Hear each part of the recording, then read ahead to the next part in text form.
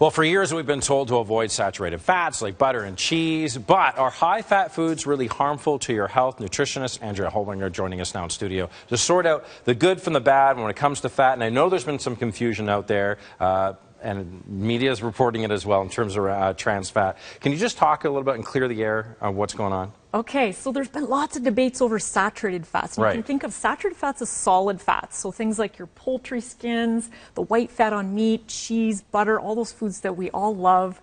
And what's happening in research is we've had some research study called observational research that has suggested that maybe they aren't so bad for heart health after all. Okay. On the other side of the argument, though, we've got other research called randomized control trials, and that's the gold standard in research to suggest that maybe we do need to worry about them. So the answer to this debate is still a little unclear in the nutrition research. So what's the bottom line on that, and what do we take away from that? The bottom line, when we look at all types of potentially heart-harming fats, is to think about not so much just counting grams of fats and worried about what you're eating in counting things off a label, but really look at your whole diet.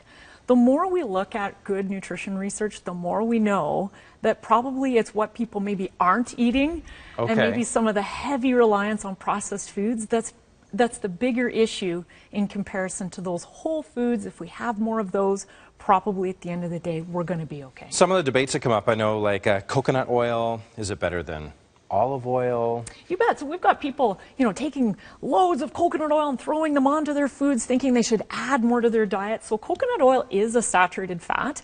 Some of the saturated fat in coconut oil, though, is called lauric acid. And what we know about that is it's kind of neutral in its effect for heart health. But at the end of the day, if we compare coconut oil to olive oil from a cooking perspective, olive oil is always going to win. Okay. Always, because it's that monounsaturated, very, very good for heart health. All right, that's good to know. Butter versus margarine. Probably the biggest nutrition question ever. It's a huge question. Yeah. And how you answer that question depends on a few things. So, most chefs and foodies, myself included, we're always going to say butter is going to taste better. I find a little goes a long way to stretch flavor.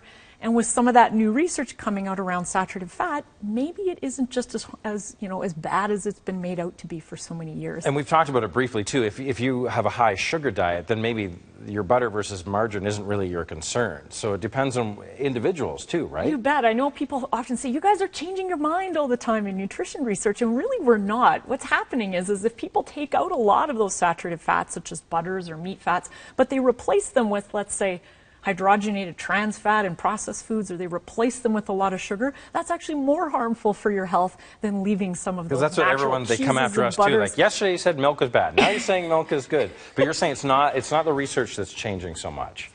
I mean, there's a little bit of that because nutrition research is tough. You can't put people in a box for 10 years and say, only eat butter, and we'll see what happens to you. This is impossible.